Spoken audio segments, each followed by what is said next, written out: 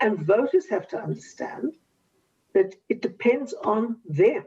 There is no other way. We cannot have independence of the Western Cape without a civil war.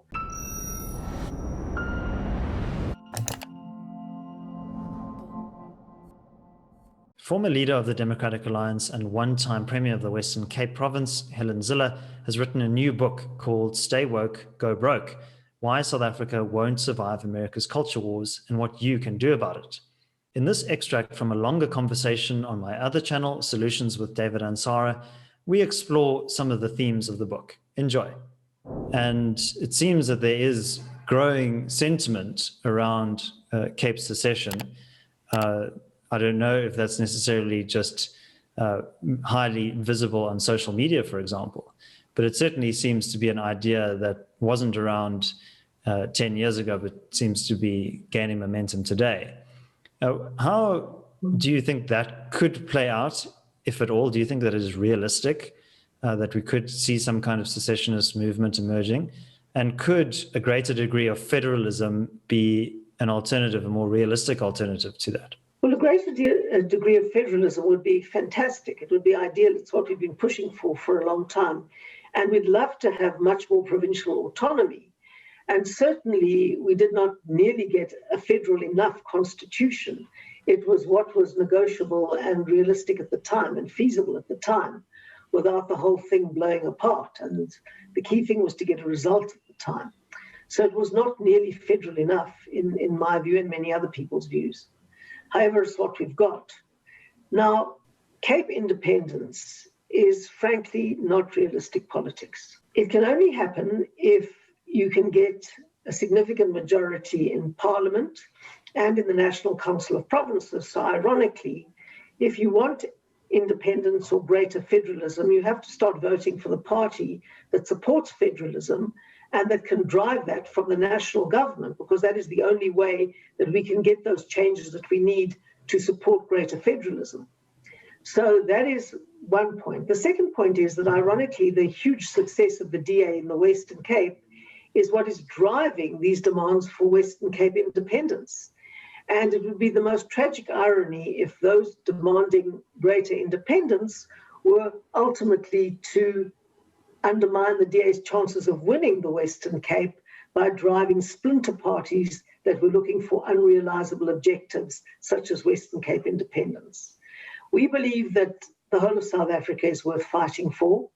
We believe that, although it's going to take time, we can get people to change their minds. It's very disheartening to see the tremendous devastation the ANC government has wrought on South Africa and the extent to which their vote holds up. Obviously, that's disheartening.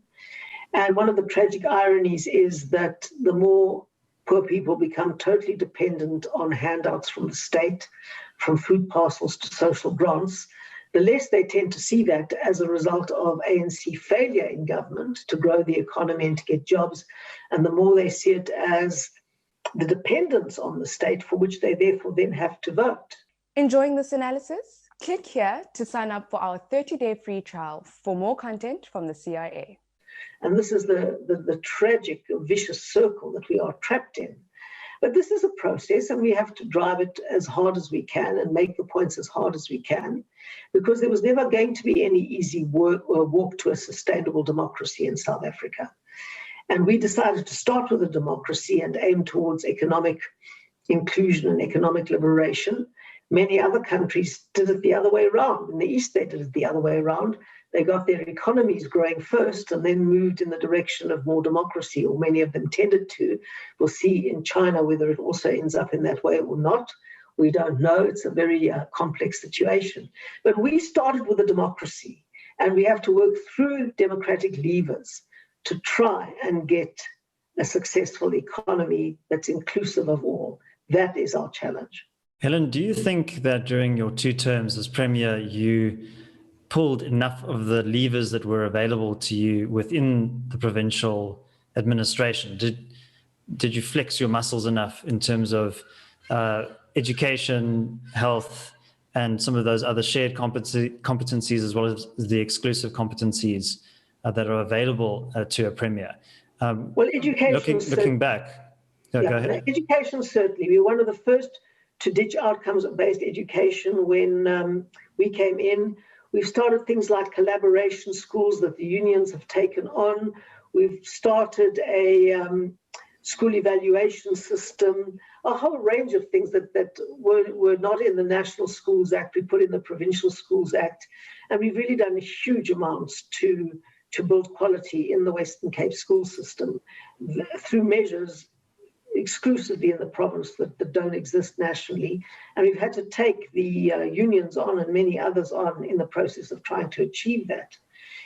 In health, it's, the differentiation has become very apparent in this COVID crisis, the extent of maintaining the capacity of the system, the quality of the system, the functionality of the system.